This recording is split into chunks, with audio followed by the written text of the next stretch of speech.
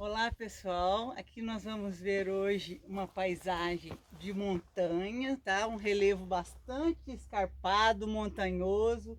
Deem uma olhada ali como é que é bastante íngreme. Esse tipo de relevo permite ver o solo que a gente veio aqui para ver hoje. Então nós vamos ver esse solo aqui,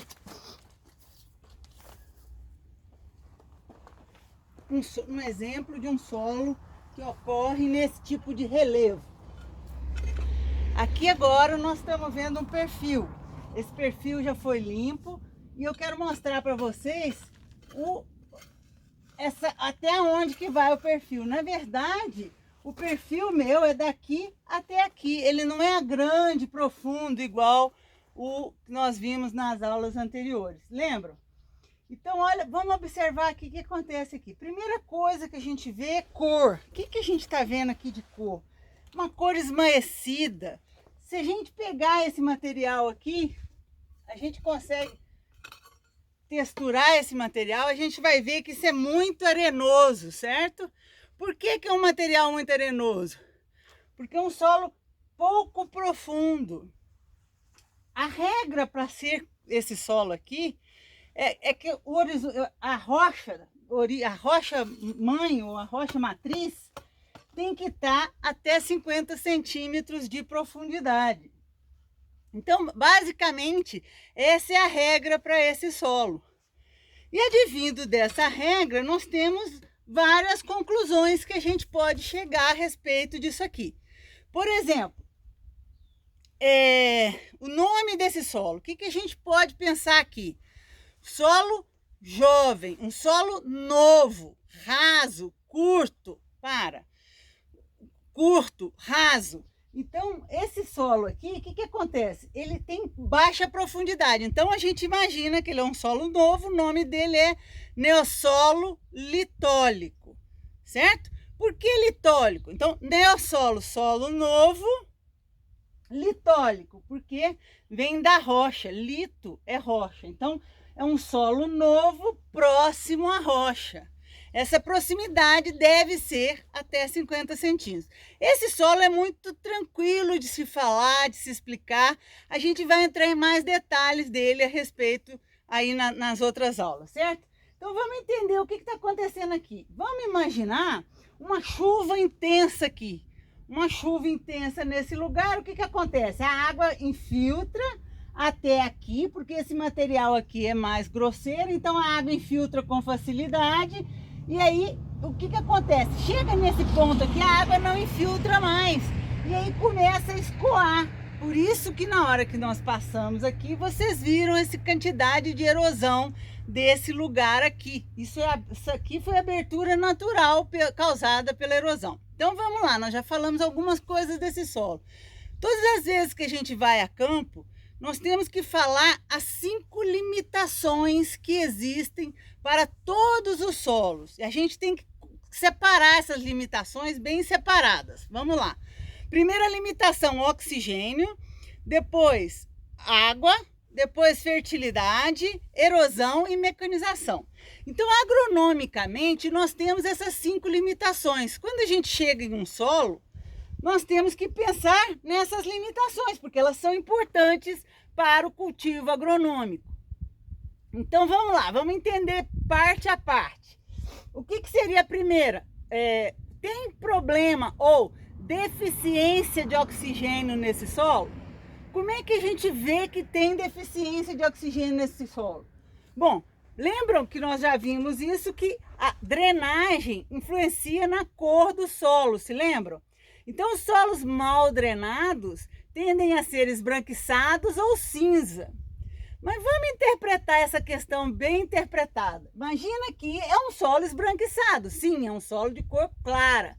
Mas olha onde é que é a paisagem que a gente está. Nós estamos no topo do morro, no meio de um relevo bastante escarpado. Vocês acham possível a água empoçar aqui e formar um ambiente redutor aqui para poder remover esse ferro e tirar essa cor?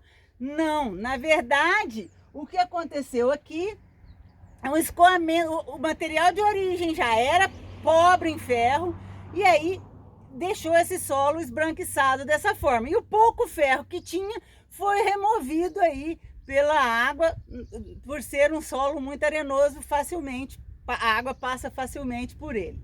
Ok? Então, com relação ao oxigênio, nós temos problema de oxigênio aqui, embora o solo seja esbranquiçado, não apresenta problema com oxigênio, porque ele é um material grosseiro, certo? Aí, a propósito, que material que é esse que nós estamos vendo aqui? Do que a gente pode falar aqui a respeito desse material de origem?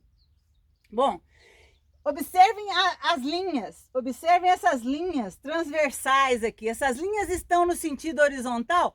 Não, na verdade, elas deram uma inclinada assim, certo? Essa inclinada indica pra gente que houve movimentação dessas linhas de terra aqui. Como vocês fizeram recentemente a matéria Introdução à Ciência do Solo e estão craque em rocha, o que a gente pode concluir desse tipo de material? Bom, sofreu metamorfismo, então uma rocha metamórfica, certo? Agora, essas linhas indicam pra gente que houve uma sedimentação.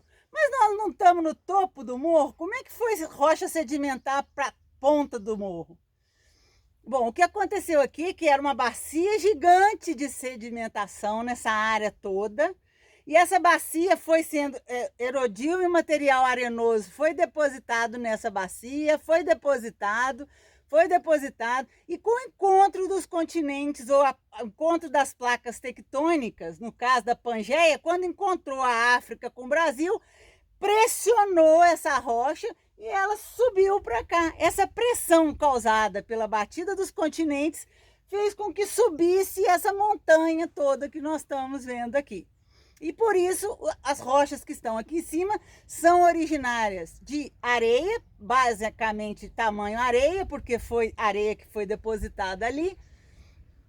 E essa areia subiu e continua areia. Agora, que partículas que são essas? Basicamente constituída de quartzo. O nome dessa rocha é quartzito, em alguns lugares mica-xisto ou intercalada. Essas intercalações são com mica que fazem essa xistosidade dessa rocha, certo? Então vamos lá, nós temos essa rocha, é uma rocha rica e fértil ou pobre? Vamos pensar. O que vocês acham? Bom, é uma rocha de baixíssima fertilidade. Basicamente, só possui quartzo em sua constituição. Então, ela tem quartzo e mica. Isso é muito pouco para sustentar uma vegetação boa. Então, vamos lá. Nós temos, então, aqui a primeira limitação agronômica seria o oxigênio. Nós não temos limitação quanto ao oxigênio. A segunda limitação é fertilidade. O que vocês acham em relação à fertilidade? Muito, muito baixa. Observem a vegetação. Vocês estão vendo aqui em cima. Um capim muito, muito raso, muito fraco, sem viçosidade. E aí, esse capim mostra pra gente que não tem uma fertilidade muito elevada. Se tivesse, a vegetação estaria mais exuberante. A gente pode ver por aí, certo? Além de conhecer a rocha, que a gente sabe que praticamente só tem quartzo nela. Ok? Então a fertilidade é baixa. Mas eu faço uma pergunta para vocês. Todos os neossolos litóricos possuem fertilidade baixa? Não. Pelo contrário. A maioria dos neossolos litólicos possuem alta fertilidade natural. Só que ele tem outras limitações agronômicas que limitam a produção nesses solos. Por exemplo, neossolo litólico, pode ser originário de basalto? Sim, pode. Pode ser originário de granito? Pode. Ele pode ser originário de qualquer rocha, desde que a rocha esteja num relevo escarpado aqui no sudeste mineiro, certo?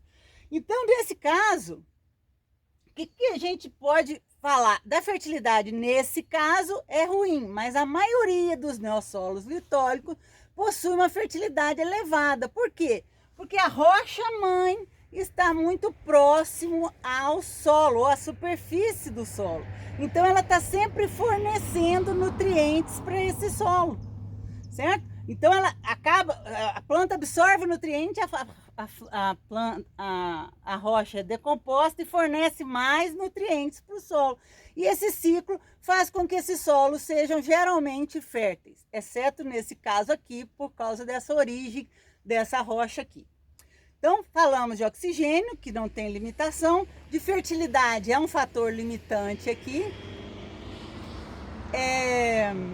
Agora vamos falar um pouquinho de erosão e mecanização.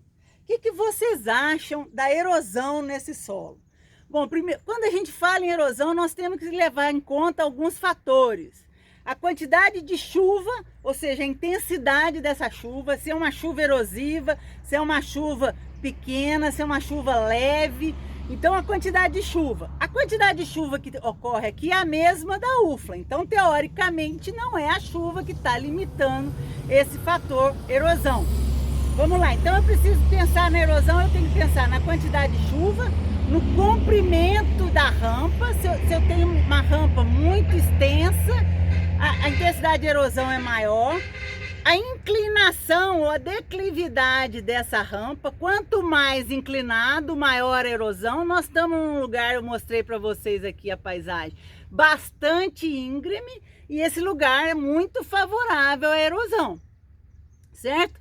Além disso, o solo está descoberto. Esse solo descoberto faz com que a erosão se intensifique. Então, é uma coisa para se pensar aí. Bom, então a erosão nesse solo é basicamente um fator de formação desse solo. É muito estranho falar isso quando você fala que a remoção de um solo ou a erosão desse solo é a responsável por formar esses solos aqui. O que eu quero dizer com isso? No caso, a quantidade ou a intensidade de erosão nesse lugar que nós estamos é maior do que a formação de solo. Ou seja, a quantidade de solo que consegue formar aqui vai ser removida. Então, forma um pouquinho de solo, esse solo é removido. Forma mais um pouquinho, esse solo é removido. A erosão é maior do que a pedogênese ou formação do solo, ok? Então, a erosão basicamente é o que destaca nesse solo aqui. Então, ela é uma grande limitação agronômica aqui. Você nunca poderia deixar esse solo exposto, aração jamais, exposição desse solo é evitar ao máximo. Além disso, tem uma outra observação aqui. Vamos olhar aqui a profundidade desse solo. Ó, aqui já chegou na rocha, então daqui aqui deve ter uns 25 centímetros. Aí aqui, ó, nesse ponto aqui eu já tenho uma profundidade maior, eu já tenho 30 centímetros. A regra para o solo é que ele tenha até 50 centímetros de profundidade, mas não necessariamente ele tem 50 centímetros uniforme por todo ele. Então quer dizer que em alguns pontos a rocha aflora, outros pontos ela está a 50 centímetros de profundidade. Como é que fazemos num caso desse? Se a gente passar o trator aqui, o que acontece?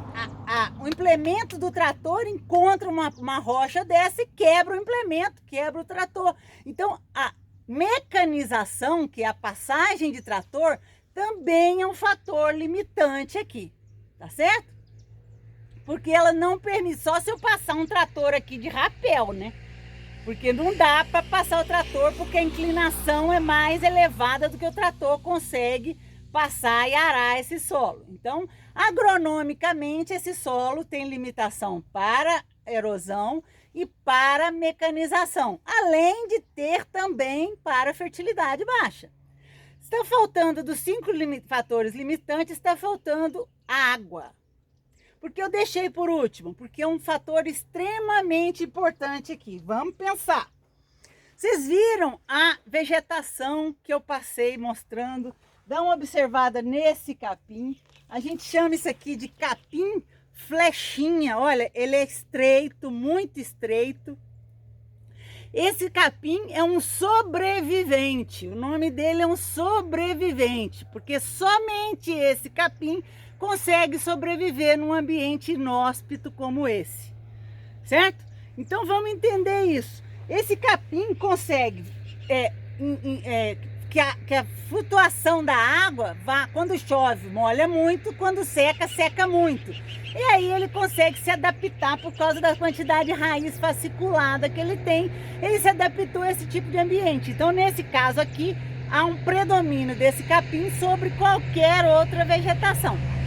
Quando a gente encontra uma árvore ou um arbusto, a gente pode observar que a folha desses arbustos é espessa, muito grossa, e a raiz é muito, e o tronco é muito torto, muito cheio de ranhuras, mostrando pra gente que não pode perder água. Esse tipo de vegetação mostra que não, é todo formado e modificado para evitar perdas de água, certo? Então, a água aqui é um dos fatores mais limitantes que nós temos, certo? Vocês viram essa região que eu mostrei, o ambiente em que nós estamos, vocês viram que é uma serra ou uma montanha.